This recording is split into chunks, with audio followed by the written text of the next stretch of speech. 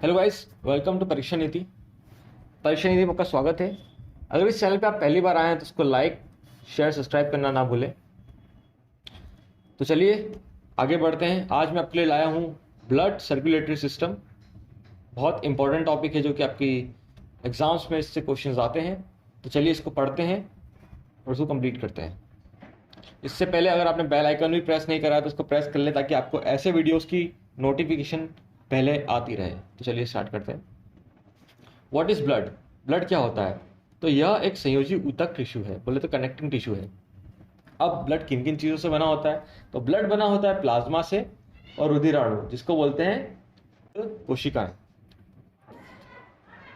अब जो प्लाज्मा होता है वो बना होता है 90% वाटर से प्लस 10% अदर चीजों से। अब वो 10% में प्रोटीन भी आते हैं और उन 10% के अंदर यूरिया, फॉस्फेट इत्यादि चीज़ें आती है, सोडियम फॉस्फेट। चलिए उसके बाद बात करते हैं ब्लड कॉर्पगल्स में, मतलब रक्त कोशिकाएं की, जो कि 45% है। और ये बनती है WBC से, RBC से और प्लेटलेट से। वाइट WBC मतलब वाइट ब्लड सेल्स, RBC मतलब रेड ब्लड सेल्स और फिर प्लेटलेट्स। चलिए इसके बारे में आगे और बात करते हैं। रक्त के प्लाज्मा के बारे में तो सबसे पहले अपन पकड़ते हैं प्लाज्मा को। धीरे धीरे करके मैं आपको सारी चीज़ों का एक्सप्लेन करूंगा। पहले अपन प्लाज्मा के बारे में बात करते हैं। तो ये हल्के पीले रंग का एक पदार्थ होता है, तरल भाग, जिसके बारे में अभी आपको बताया था कि 90% जल का बना होता है, बाकी 10% अलग चीज़ों का होता है। यह शरीर के टेम्परेचर को कंट्रोल करता है और दूसरे रोगों से रक्षा करने में सहायक होता है। इसके अलावा घावों को भरने में भी सहायता करता है ये। तो प्लाज्मा की ये 4 चीज़ें आपको याद रखनी चाहिए। अब बात करते हैं रेड ब्लड सेल्स की। अब रेड ब्लड सेल्स में कुछ कुछ चीज़ें होती हैं, जैसे कि सिंपल सी चीज़ तो ये है कि ऑक्सीजन और कार्बन डाइऑक्साइड को इसका परिवहन करवाता है रेड ब्लड सेल्स। इसका रेड कलर होता है वो होता है हीमोग्लोबिन के कारण।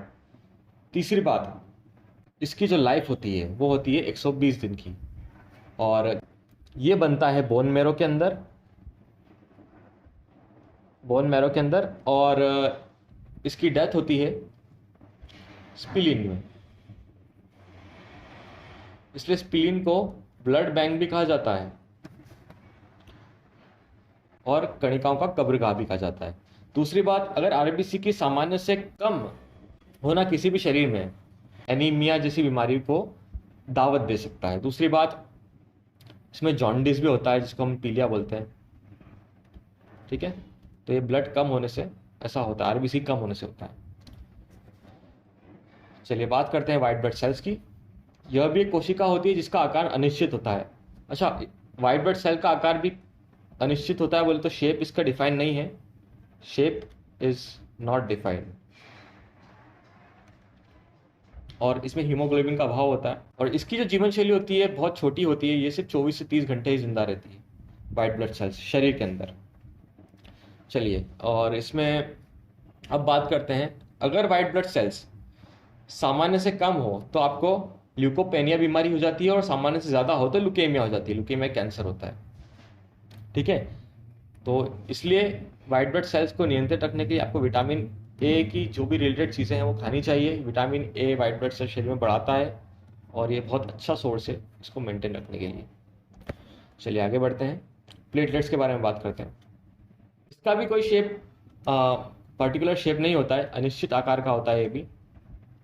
और दूसरी बात, ये सिर्फ मैमल्स में पाया जाता है, स्तनधारियों में पाया जाता है। इसकी मात्रा प्रति क्यूब मिलीमीटर के हिसाब से 1.5 लाख से लेकर 4 लाख होती है, और इसका आकार बहुत छोटा होता है। देखिए मिलीमीटर 0.002 से लेकर 0.004 मिलीमीटर तक होता है, और इसमें न्यूक्लियस नहीं होता है, मतलब केंद्रक नहीं पाया जाता है। चलिए, यह अस्थि मज्जा में होता है और मृत्यु इसकी प्लीहा में होती है। इसका भी वही काम है, शरीर में कटवट जाने के बाद रक्त बहाव को रोकना, ब्लड क्लोटिंग बनाकर।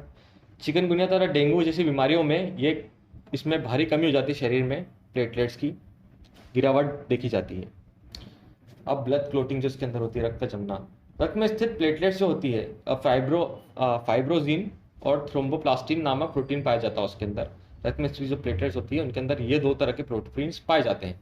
उसके बाद क्या होता है, अगर कटे हुए स्थान से रक्त बाहर निकलता है तो फाइब्रोजिन हवा एवं थ्रोम्बोप्लास्टिन की उपस्थिति में तीनों मिलकर फाइब्रिन में परिवर्तन होकर, जो कि तीनों मिलते तो फाइब्रिन बनाते हैं, परिवर्तन होकर एक तारानुमा जाली बना देते हैं, एक तरह की जाल टाइप बना देते हैं, जिससे ब्लड बाहर निकलना बंद हो जाता है, ब्लड क्लोटिंग बन जाती है। ठीक है, तो ये इसका एक सिंपल सा मैकेनिज्म हुआ।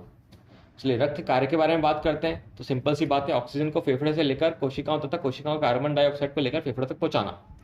मैंने बताया था ऊपर, ऑक्सीजन कार्बन डाइऑक्साइड का परिवहन। दूसरी बात, भोजन खाने के बाद जो अपन खाना खाते हैं, जो उसमें इंपॉर्टेंट इंग्रेडिएंट्स होते हैं, तो उनको ग्लूकोज वगैरह ये सब चीज़ों को कोशिकाओं तक पहुंचाने का कार्य ब्लड का होता है। तीसरा, हार्मोन्स को भी शरीर के उपयुक्त स्थानों पर उनकी पर्टिकुलर डेस्टिनेशन तक पहुंचाने का कार्य रक्त ही करता है, बोले तो ब्लड ही करता है। तीसरी बात, टेम्परेचर शरीर का जो ऊपर अपन ने पढ़ा था, उसको भी ब्लड ही कंट्रोल करता है, मेंटेन करके चलता है। और रक्त शरीर में उत्पन्न अपशिष्ट हानिकारक, जो भी हानिकारक चीज़ें होती हैं, उनको मल मूत्र के द्वारा ब्लड का काम होता है बाहर निकालना, पसीने वगैरह इनके रूप में, इन्हें मदद करता है। ठीक है, चलिए आगे बढ़ते हैं। ये एक चार्ट दिखा रखा है मैंने, ये होता है ब्लड प्रेशर का चार्ट। एक just for the knowledge, just for the sake of knowledge मैंने चार्ट यहाँ पे डलवाया है। अगर आप 10 साल की एज के हैं तो आपका सिस्टोलिक प्रेशर 99 होना चाहिए और डायस्टोल होना चाहिए 68। वैसे ही अगर आप 25 साल की एज के हैं तो आपका सिस्टोलिक प्रेशर होना चाहिए 120 और डायस्टोल होना चाहिए 80। तो इस हिसाब से आप chart as a general knowledge आप अपने पास रख सकते हैं। काफ़ी काम की चीज़ है, डेली लाइफ में भी काफ़ी काम की चीज़ है।